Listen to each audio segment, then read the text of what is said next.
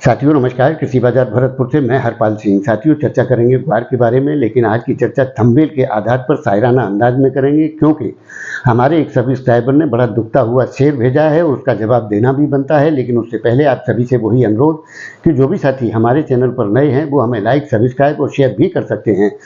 साथियों ग्वार के अंदर हलचल का दौर बना हुआ है और जल्द ही ग्वार अपने मुकाम पर पहुंचने की स्थिति बन चुकी है। उसके बाद में एक करेक्शन की स्थिति की संभावनाएं भी ग्वार के अंदर नजर आती हैं, उन सब पर तो बाद में चर्चा करेंगे।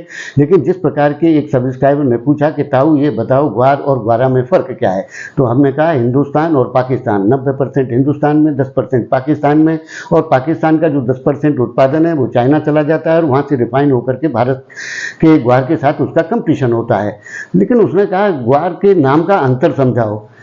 बड़ा मुश्किल सवाल है साथियों, क्योंकि हिंदुस्तान में जैसे ग्वार कहते हैं उसे ही पाकिस्तान के अंदर ग्वारा कहा जाता है। तभी एक नीरस व्यक्ति का प्रश्न आया कि इंतहा हो गई इंतजार की, कोई आई ना खबर मेरे यार की। तभी दूसरे एक नीरस सज्जन का, जिसने एक शेर भेजा है कि यूं ही चलता रहा मोहब्बतों का कारवां, न लैला ऊंट से उतरी न मजनूओं ने पीछा छोड़ा। साथियों उसी प्रकार की स्थिति ग्वार के अंदर निश्चित तौर पर बनी हुई है और नीरसता का आलम है।